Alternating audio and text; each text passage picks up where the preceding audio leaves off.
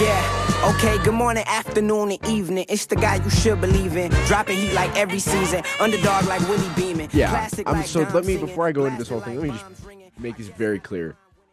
This last loss was not on Zach Wilson. It's not on the Jets defense. It's on the O-line and the receivers. And I will stand by that. Unpopular opinion. Don't care.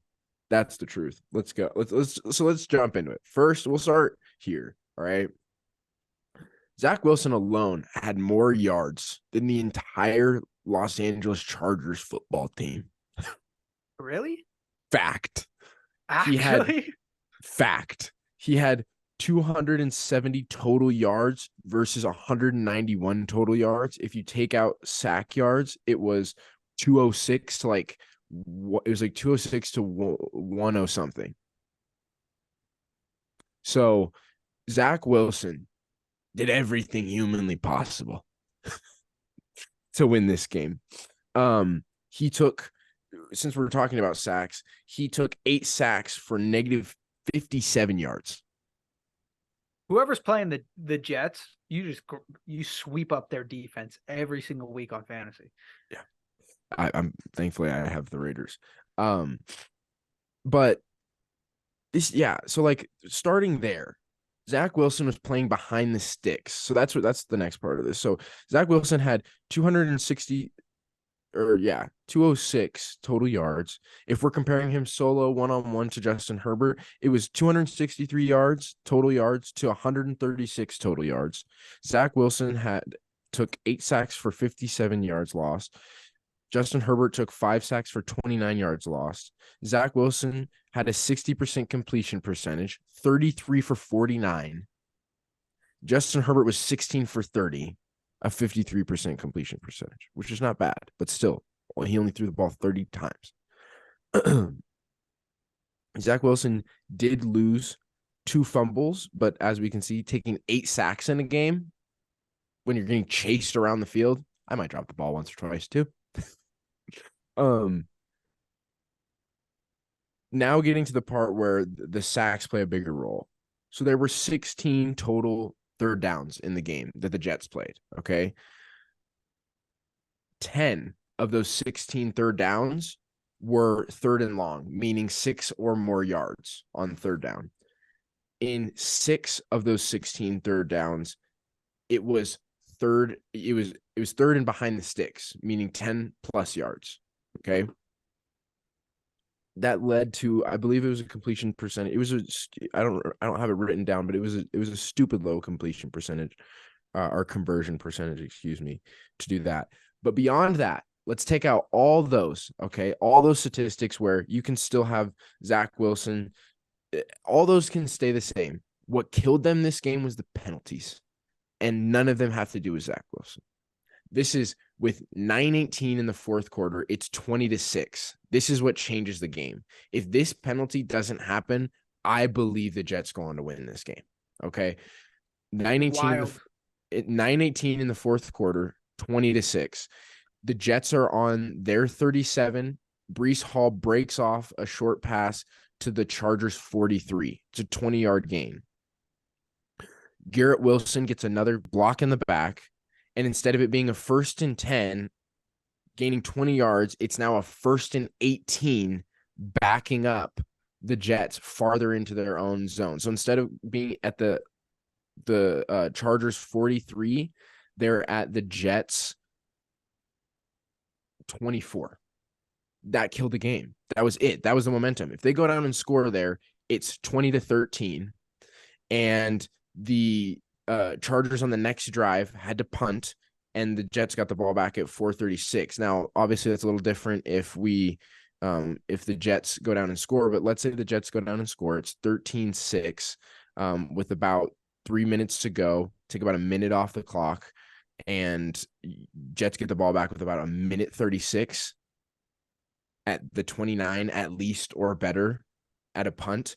And statistically, there's no one in the NFL, there's not another quarterback in the NFL you would want on your team than Zach Wilson. He has the most game-winning drives this year. Statistically, he's the number 1 player you want going into the fourth quarter with a game-winning drive on the line. Statistically. There And hasn't been that many game-winning drives, apparently. and I know the immediate argument to that is he shouldn't even, if the team is that good, they shouldn't even be in this position. But I'm saying if I have to pick someone, for some reason, I'm taking the Jets with Zach Wilson, with the ball in Zach Wilson's hand, minute 30 to go, 20-17, I think that's 20-13. more because their defense is so good that they just hold it to a close game. Yeah, well, either way, I don't care what it is. It's 20-13, a minute, 90 seconds on the clock. 90 seconds on the clock, 20. All you need is a touchdown to at least force overtime. I believe. Let's say I believe. Let's say it is that score. And then we just resume where we left off. They still lose because there was that touchdown pass that he threw to the tight end, and the tight end hit his shoulder pads, and then he dropped it. No, but in this scenario, either way, if they score on this drive, Chargers fumble. Or Chargers don't fumble. Chargers punt. So in this scenario, I'm saying the last drive that the Jets had in that but it's game, a different. I don't think he's throwing like I think that drive looks different because it's 20-17, not 20-6. I don't think Zach Wilson has the ability to make a drive different based off of the score. No, but I think they are more apt to use their timeouts and run the ball with Breece Hall. You think? Mm-hmm. I think 136 to go. I don't think Robert Saleh is that confident of scoring again.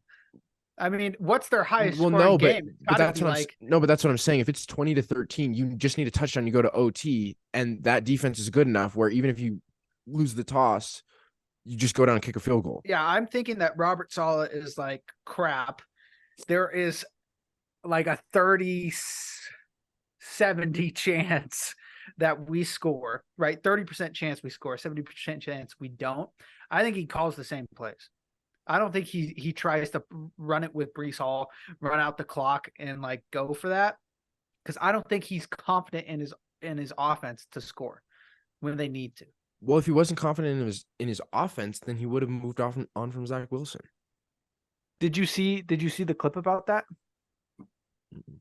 There was a clip where somebody asked him that, and he gave basically I can't talk about it.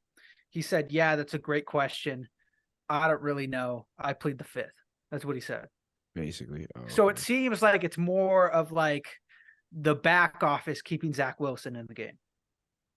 Yeah, because they don't want to fucking spend more money. They just paid for Aaron Rodgers. They've got, I understand. I mean, why not let the backup take a couple of drives? Zach Wilson is the backup, bud. No. Zach Wilson's backup.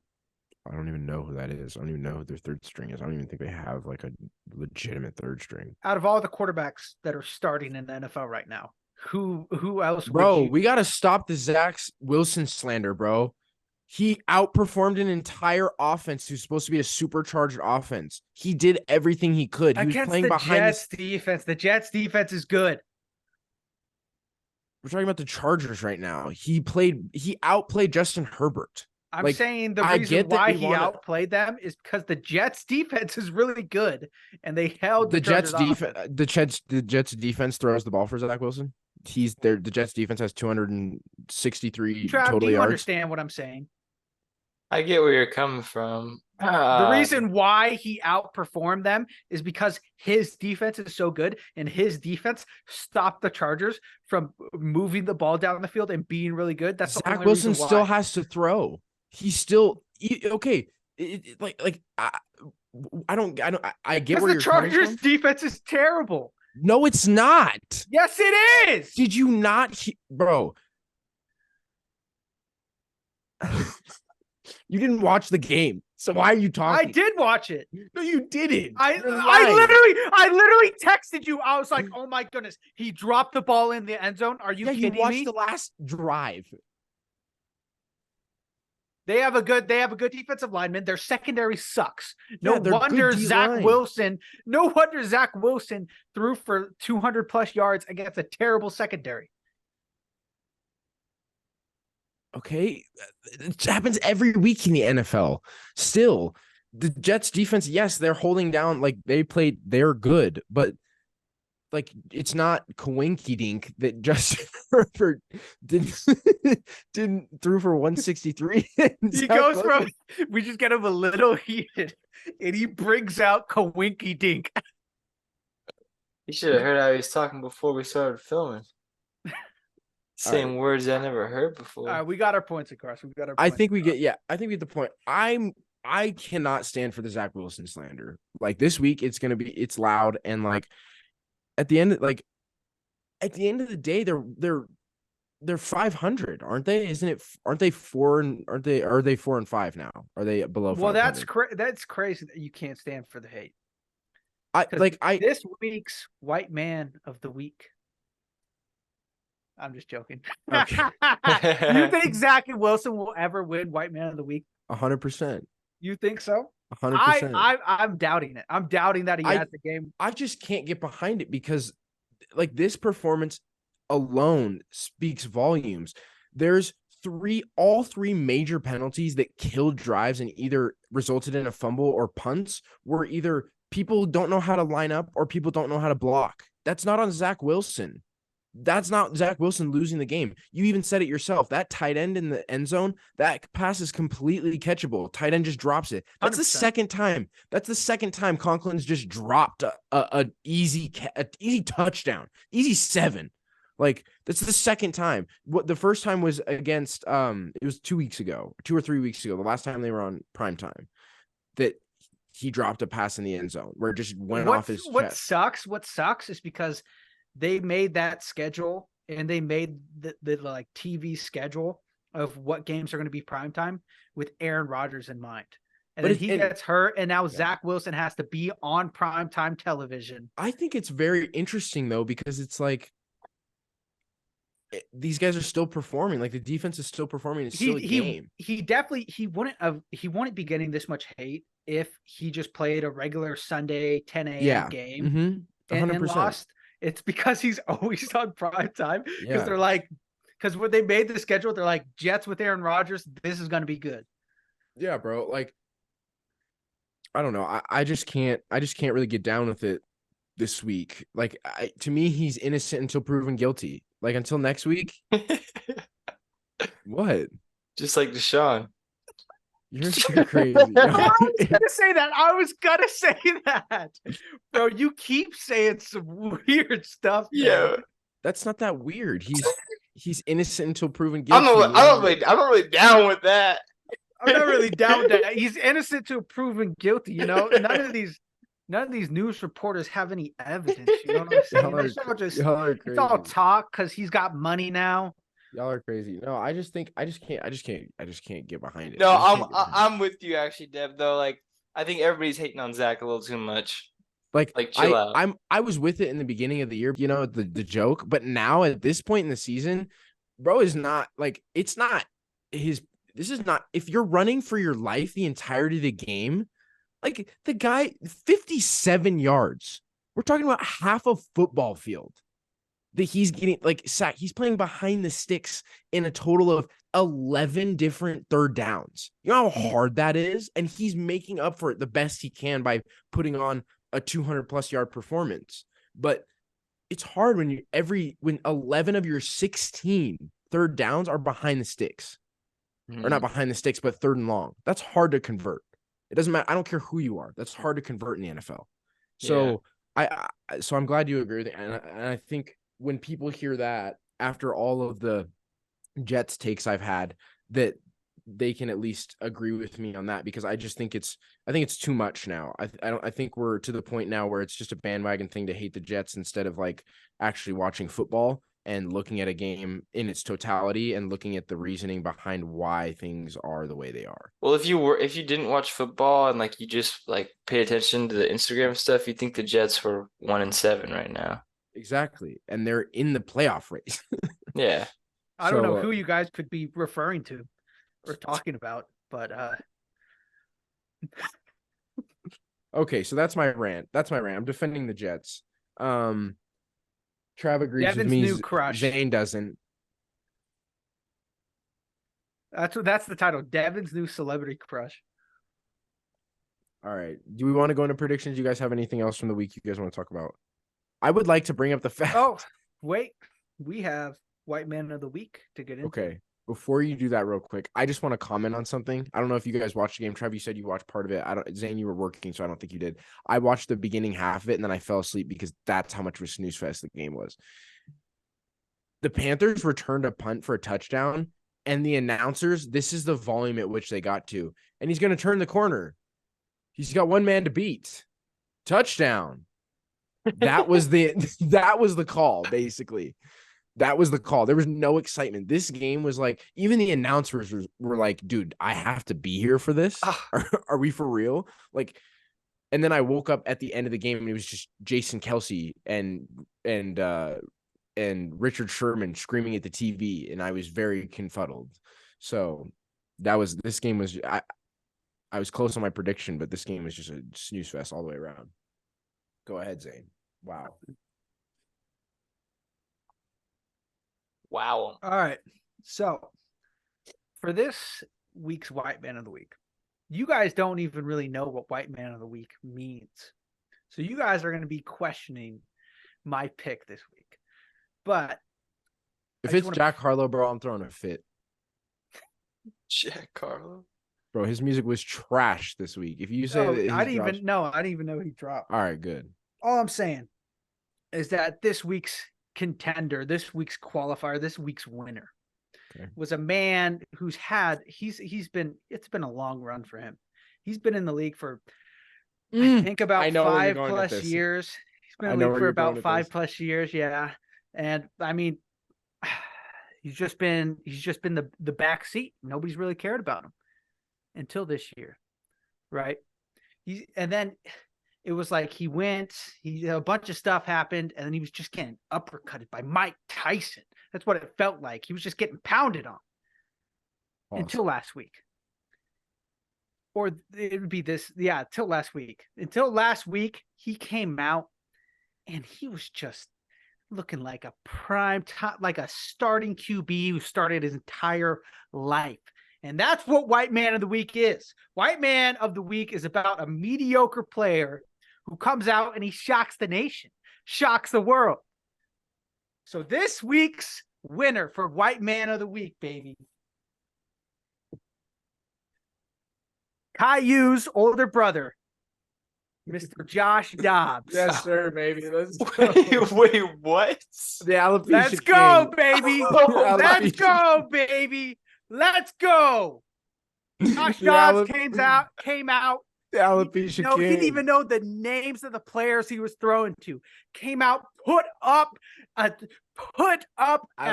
lights out performance. I like it. Mr. Josh Dobbs, you deserve this more than. Basically, you're the only real candidate that we have because it's just based on you actually playing good. Most of these other guys, it was just funny. He's a special man on the wall. He's going to be a special man on the wall. He might be one of one on the wall when it's all said and done.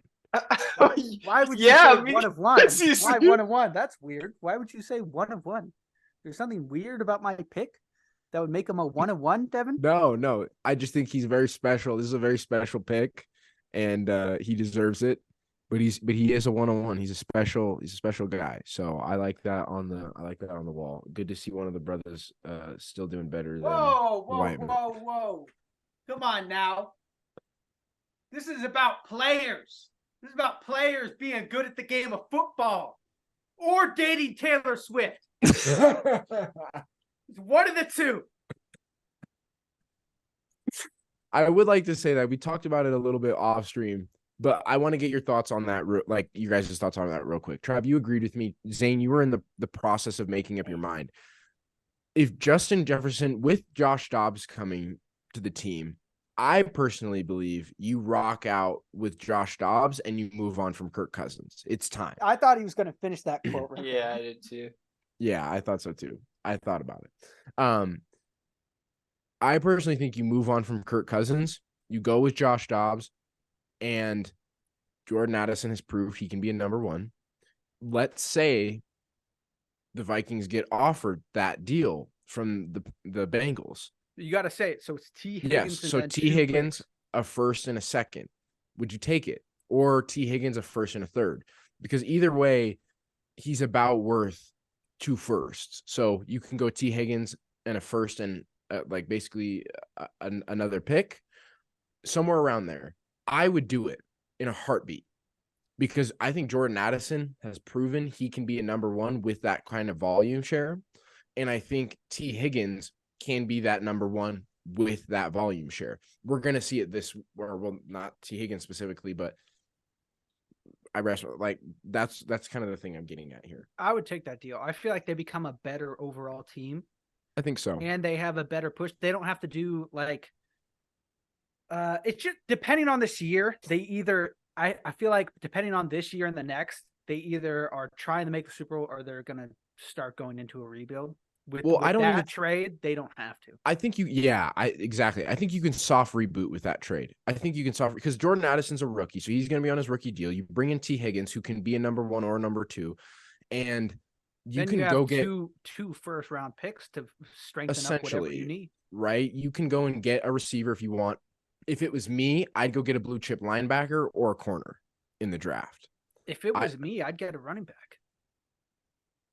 That too. You could, but I don't know if I'd grab him in the first round. We've proven that you don't need to get a running back in the first round. That is true. So I think you wait on grabbing a running back till later in the draft, but you go and address your needs on the defense because it's glaring. They need it. And yeah, I think for real football sense, you go and get your blue chip corner, you go and get your blue chip safety, you go and get your blue chip linebacker, somebody in there. And you rock out with Addison and you go with T. Higgins. I think that that's a better deal. I think they're better set up for the future. And to be honest with you, either way this year, they're not rushing Justin Jefferson back. He might not be back till week 12. Like he's cleared for practice, but return to performance is not the same as return to practice. And they're not rushing him back right now because they don't feel like they need a savior. They're winning games without him. I think it's more like, let's get the best player in the league 100% healthy because we don't even have our number 1 quarterback right now. We have a guy who appears to be great, but then we also, like, it's like we don't have all of our pieces. Why rush our number 1 wide receiver in the league back into play? I think it's more so that they're not like, I agree with you, but I think on top of that, they're looking at it and they're saying we're winning games still. Like we're still winning games. So why would we push our number 1 guy who is, especially right now, because you don't know if this is going to continue with Josh Dobbs. I hope it does, but we don't know if he's going to consistently be that guy. And in a couple of games, if it's consistent that he's that guy, then I would start being like, okay, Justin. Right. Well, and the other thing is too with Justin Jefferson is like a hamstring is the highest percentage of re-injury that you can have. It's like, it's something crazy. Like 40% of people who return from a hamstring end up re-injuring their hamstring in the same season, which is crazy. So like, I would not be surprised if we don't see Justin Jefferson until week 12 for those reasons that we just talked about. And I think they're better off waiting until he is 100% healthy, both for themselves for the rest of the season and to protect their asset going into the offseason for that trade. And so I would take, I'm glad we're all on the same page of taking that deal because the only odd duck out here now is Kirk Cousins. What do you do with him? Because I don't know what his contract looks like. I forgot to look at it, but there's teams out there that in desperate need of a quarterback. Honest to God, despite Russell Wilson having the 4th most touchdowns in the league, I would rather have him under center. I'm thinking more as a Bronco. That too. The Bears could that could work. And we don't know if Will Levis is going to still be that man. I think they're sticking with him. They have no reason. They have no reason to go grab Kirk. They have no receivers. Like their defense is shambles, poverty. So I have no. Yeah, DeAndre Hopkins. He's just buns. He's just buns. I mean, he has been to this point. Yeah, because they had Ryan Tannehill. We'll see. We'll see. Yeah. You're right. We have a 2-game sample size right now. It's hard to tell. All I'm saying is there's a lot of places in the league right now that are probably willing to take a chance on a quarterback coming back from an AC or an Achilles, especially when he's not a running quarterback. That would probably be willing to take that chance and that can wait till week 8. Just a quick segment. Why do you guys think the Achilles this year is so? Dude, I know. It's the turf. You think it's the turf? I don't disagree. I'm starting to believe it is, bro, because if you look at it, like they have like stats like on which fields people get more hurt on, like non-contact injuries, and it's all turf. Like Especially the Colts field is like the most dangerous field, like which is sucks, but it's like everyone gets hurt there. I don't disagree. especially the Kirk Cousins one. Like he just dropped back into the pocket. That's So all weird, he yeah. He dropped like, back into the pocket and he just tried to run. He just tried to step forward, like come back up and just. But that's the thing. I don't know, like, because everybody always says, "Oh, like the turf's bad," but like I don't know, like what do you guys think? Like, How many people were tearing their Achilles on grass? That's what I'm like. That's where I'm at this point. Is just it's What's proof in the really going to numbers. bite us in the ass is if Kirk Cousins or Aaron Rodgers were playing on grass. Because I don't know. Yeah, I can't remember. Either way, though, that Achilles doctor who's doing those surgeries, bro, reeling in the dough this year. Yeah, He's he done is. like 5 this year. He did J.K. Dobbins. He did Rodgers. He did Kirk. He's done who else tore their Achilles recently? Oh, Cam Akers on the other side. He tore his Achilles 2 years ago on whatever side, and then this year he tore the opposite side. So he did he did Cam Akers. You think they changed the cleats up or something? Like, because that's 5 Achilles tears. You think it's just turf? I don't They've think been playing with turf for a while. I don't think Achilles has. I think it has to do with 2 things. I think Achilles is one of those chronic injuries that it's like wear and tear over time, and an Achilles is hard to maintenance. Like you can't really maintenance your Achilles, or like outside of doing normal calf exercises, you don't really like strengthen that. I think we might be seeing the effects of playing on turf. Over time. Have you seen the video of when Sterling Shepard like tore his ACL? He was literally. I watched the video yesterday. He's literally like jogging, like there's no one even in front of him. He's just jogging on turf, and his knee just goes, and his ACL just snaps. And Odell was talking about it, and Odell's like, it's because of the turf. Like that's literally why he tore it. Your body's not like we weren't made to run on turf, if you know what I mean. We were made to run on grass. You know, turf wasn't a thing. You know what I mean? So like, I can see that as a long-term sort of chronic thing where over time, whatever, physics play in turf versus grass can take, because I mean, it makes sense because you're pushing off, and that's that's a springboard. Like that's you're pushing off, and that's what's driving your foot forward. So over time, you're playing on a surface that doesn't give under that, and you're constantly putting tension on it. And then all it takes is that. I wonder what the stat is for playing on a grass field, or the amount of people who practice on a grass field, then go to a turf field and then get injured. I feel like most teams practice on a grass field because they get they all have like outdoor practice fields. Yeah, they get used to the grass, then they go on turf, and that's why I think it should be regulated all turf or all grass. Because I think when you're switching, like what kind of surface you're on, that's like it makes it unstable. Like you're not ready for. Because like you go for that driving power on grass, that like you can tear up a chunk. On turf, you can't. Yeah. I just it's kind of like the debate of like should you tape your ankles or not. Like I don't like that's always a big debate I've heard of. But I feel like it's like just choose one and do it consistently, and like then just stick with it. Same with turf. I get it at certain points. Like if your league is in, like if it's a money thing and your league is small, but at this point the NFL has more than enough money to just go ahead and make it all grass. The NFL has more than enough money to do a lot of things, right? Like when I brought up Aaron Hernandez, the NFL segue the DeAndre Swift getting a fund for trucking a dude. That was insane. That's insane. That is. I watched that video. That's insane. Unnecessary roughness. What was it? 600,000. Get the hell out of here. It was like $9,000. Oh, it was okay. Either way, I don't care. I hit somebody. We're playing a gladiator sport, like Trav said. That's so crazy. That's so out of pocket. That needs to be appealed now. Bringing back your other point. They have enough money to completely, if they wanted to, they could spend so much money looking in and getting better equipment to where somebody can get trucked. People can do head-to-head contact, and then the punishment would be way more limited than it is. But they're not doing that. Instead, what they're doing is now they're just fining people for playing aggressive. Give me more money. I'm $1 billion company. Give me money from you. I'm paying you. Give me some money so I don't have to put in my money to make the game safer for you guys, so you guys can put on a show and play aggressive.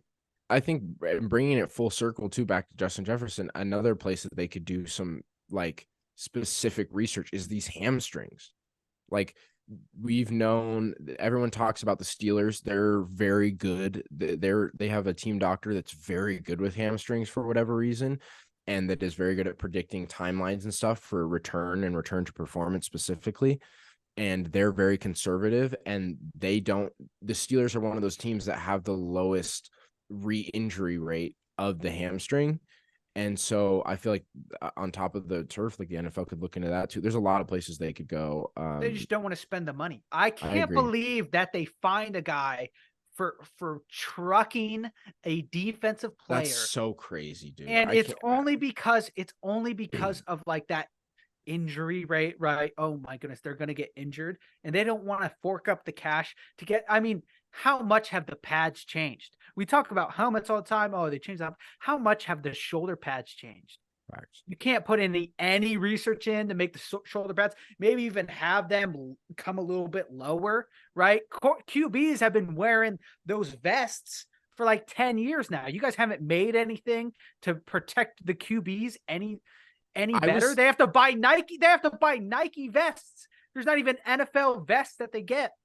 I was thinking about this. I'm glad you brought this up, because I was thinking about the shoulder pads specifically, and I was thinking about Tua, because now I'm I'm a Tua manager, and I was thinking about this, and I don't know why. I guess I get why. I don't know why the NFL doesn't require quarterbacks to wear the collar, because because it doesn't allow your head to snap back. Or just make QB pads where there's some way to brace your fall when you fall back straight like that. Well, that's what I'm saying. I don't know if this correlates, but then you're isolating the head, and then you're isolating the brain technically if there is that collar and it does stop your head. But like, I don't know. There's got to be something. I agree with you. There has to be something that you can do. 100%. If they threw in 50%, let's say if they threw in 10% of their profits every year, we would get the sport would get so much safer, and then the rules would get so much. There wouldn't be as many rules because the sport is just that much safer, and then you can see these big hits again without them getting hurt. I agree.